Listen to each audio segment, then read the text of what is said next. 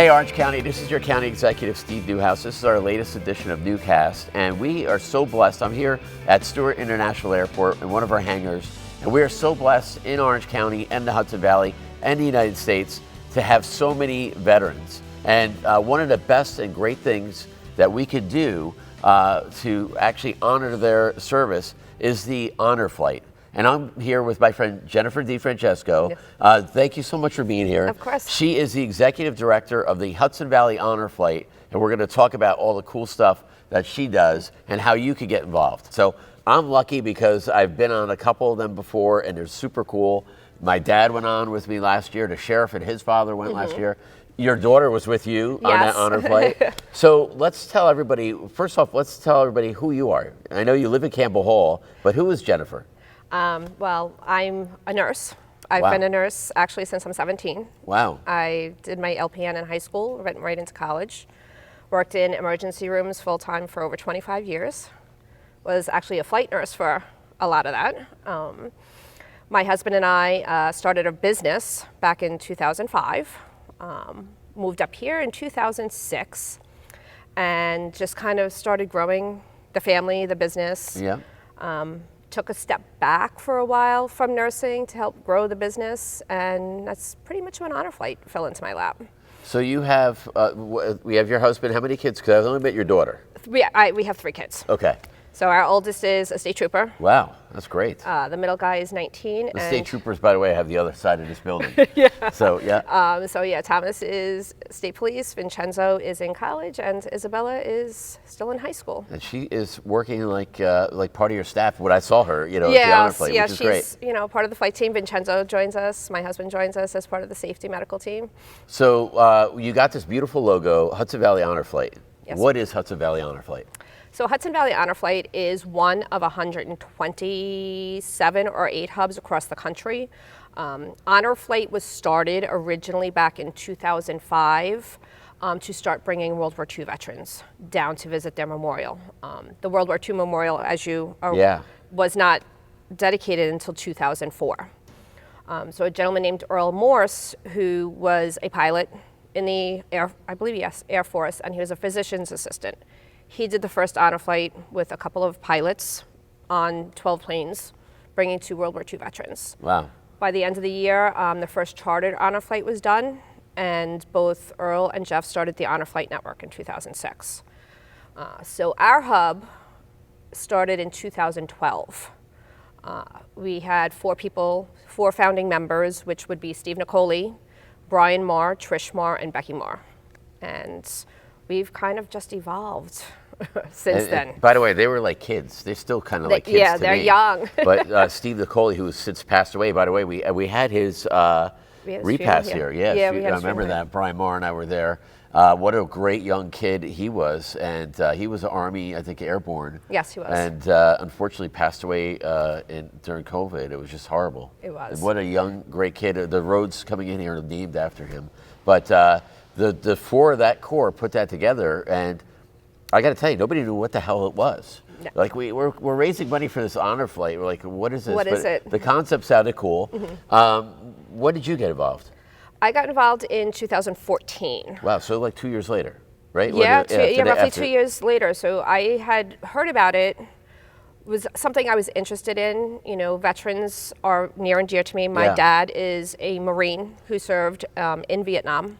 So I grew up listening to all his stories, meeting his friends, my uncle, things like that. So it was something that I wanted to get involved with, but didn't necessarily have the time at that point.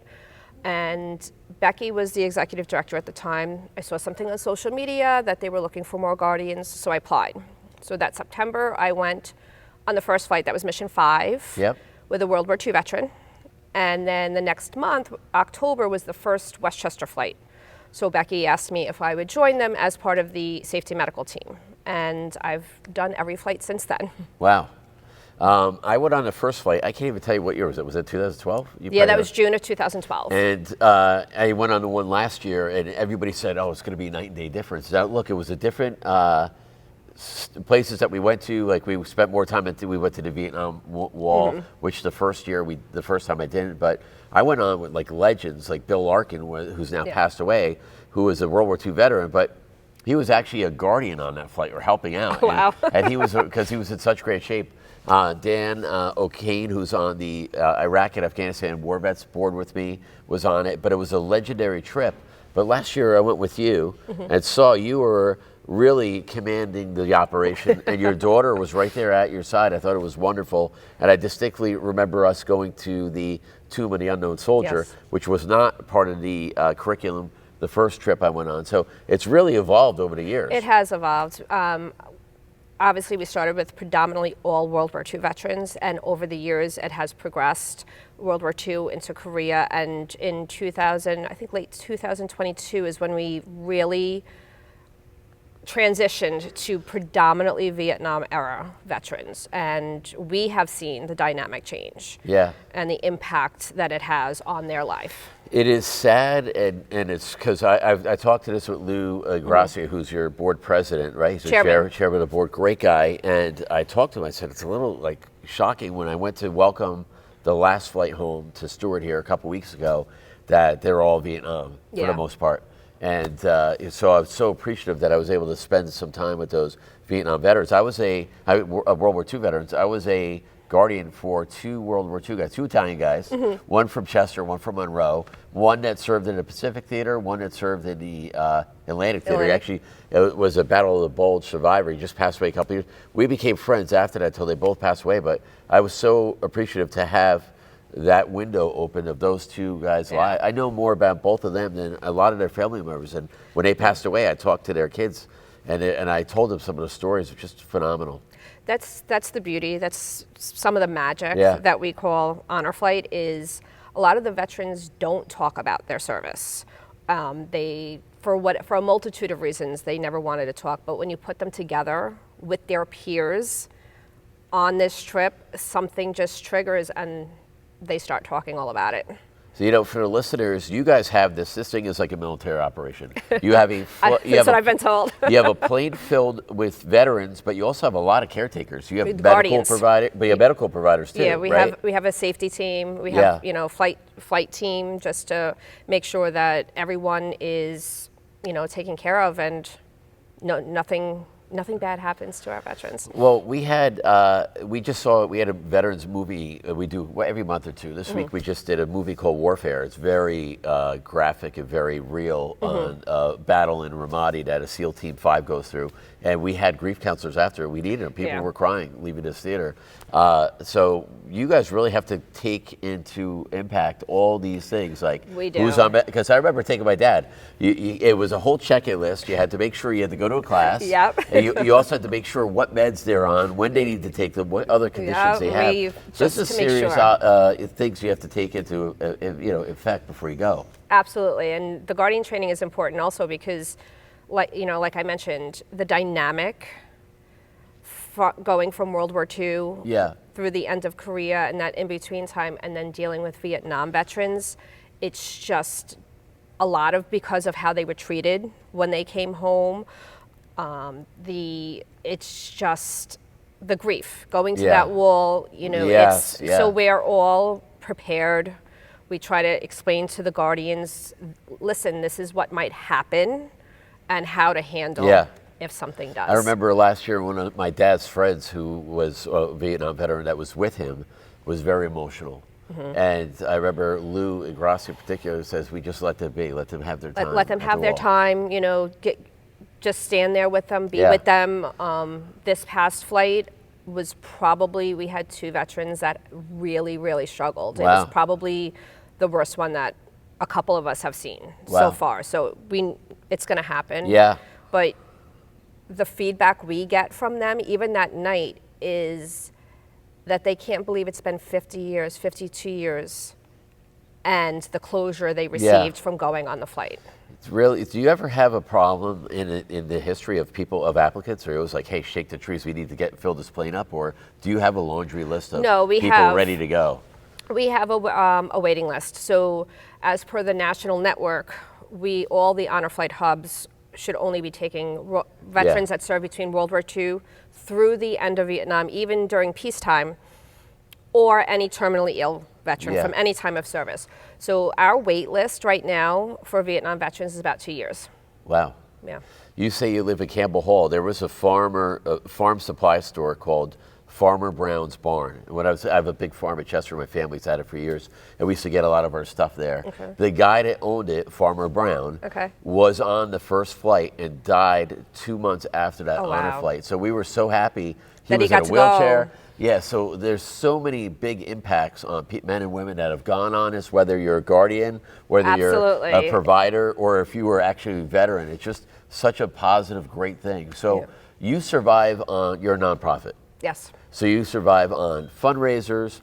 You have some big donors. I know, like ShopRite. ShopRite is our wonderful. They are a key sponsor for the organization that Christian Farrell and I are on for the Iraq and Afghanistan War Vets Committee. But they're night and day with yours as well. Yes, absolutely. I mean, they are huge supporters of so many veteran organizations. They're just fantastic. But they help us. You know, they'll come as part of the flight team.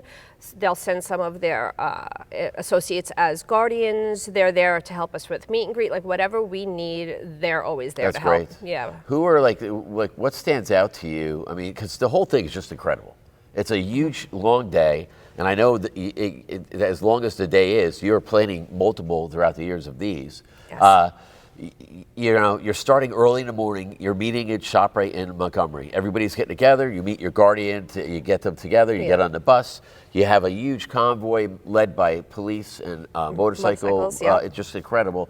You show up here to nothing but fanfare. It's just American flags, Boy Scouts, Girl Scouts, older people, younger people. People that don't even know what, know people that are on the honor flight, but just there to be patriotic. It's a huge, and then it's a long day. You do a kickoff, which starts with you saying, and Lou saying thank you and welcome home. Welcome home. Especially that message resonating to Vietnam veterans. And then you have a huge day, flying down, taking care of them, going to different memorials, and then coming back. I'm not going to reveal your trade craft because the ride home is very special. It is. And it's a surprise. And then you come home again to fanfare, and it's a long day. It is a long day. When we were still predominantly World War II veterans, sprinkled with some Korean War veterans during guardian trainings, I used to laugh and tell the guardians, it's a long day. You will be exhausted. You would think that the veterans being in their 90s, some of them, our oldest was 108. There's something about honor flight that as the day goes on, the younger they get. Wow. Like, I kid you not, all of them, when they would land, we would land back here and they get off that plane, they all acted like they were 21 years old again. So it's just something that keeps them going. It's, with such a divided, like a society we have right now, everybody seems to be angry about something. When you experience, again, I tell everybody, if you're listening, be a guardian, and we're going to tell you how to do that. And if you know a veteran that has not been on the honor flight, you got to take them. Get them on the list. Yeah, it's one of the first things I say because it's so transformational, and at the same time, it restores your hope in the society because you have perfect strangers coming up to you at the airport in Washington that's waiting for a flight to get out of there. It sees an honor flight, it comes over and thanks these guys to greet them, and gals. yes. Throughout the whole day, not just here in the morning, when, like you said, when we arrive in D.C., at the memorials. Yeah. There's oftentimes at the wall young Vietnamese children there just to greet our Vietnam veterans and to thank them.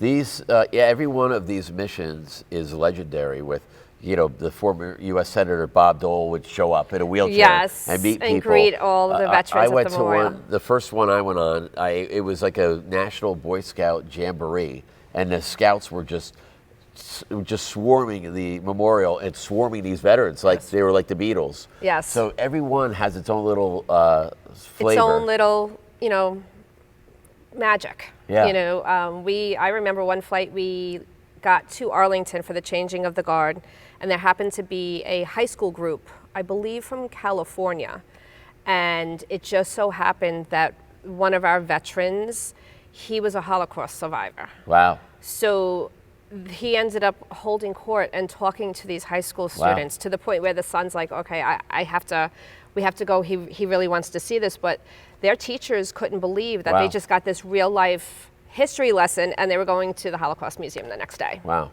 incredible. Yeah. It's the whole thing is just great, and one of the things you do is you have everything is so meticulously taken care of this, and I have to tell you, I'm not trying to earn any points with you because you know it's so great. Because so you have a bunch of veterans, they're about to get on this flight. Some of them pass away before they get on this flight. Yes. And before you even kick off the flight, you have their photo and a memorial about them. So literally nobody is left out of this. That's our Hudson Valley Heroes program. Yeah. Yes. Just incredible. So what's the most rewarding part of this for you? The most rewarding part for me is at the end of the night, especially now the Vietnam veterans, that's very near and dear to me. Them just saying thank you, that hug goodbye, and thank you for doing this. Like, the closure, the demons that I just left at that wall, I never thought I'd be welcomed home like this. That it makes everything worth it. It is special because hangars like this here, there's another one across the tarmac for Stewart, the Air Guard side of the base here. I've been to send-off ceremonies where people are going to Afghanistan or Iraq, and sometimes I'm asked to speak to say a few words before they leave. And guarding those folks are Vietnam veterans. I never, I was like, what are you guys doing here? They look, a lot of them look gray hair, beards, full Willie Nelson, And I said, what are you doing here? They're like, I want to make sure that these men and women don't have what we have. What happens to us. It's just incredible. It is. So people listening, they can do a couple things. They can write you a check. Yes, absolutely. They could show up at an event that you have multiple fundraisers throughout the year. They could also volunteer to help. Yes, volunteer to be a guardian. Yep. All that information is on our website.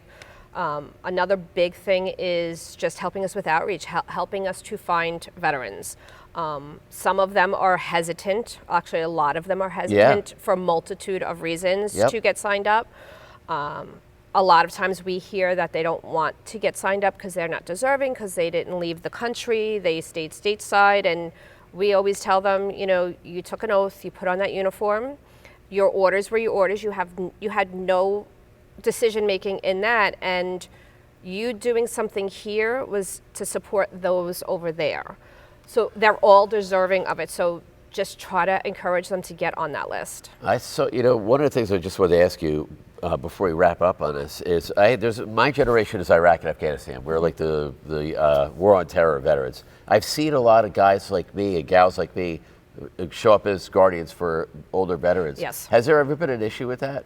Never. And one of my buddies from Monroe was a Purple Heart recipient.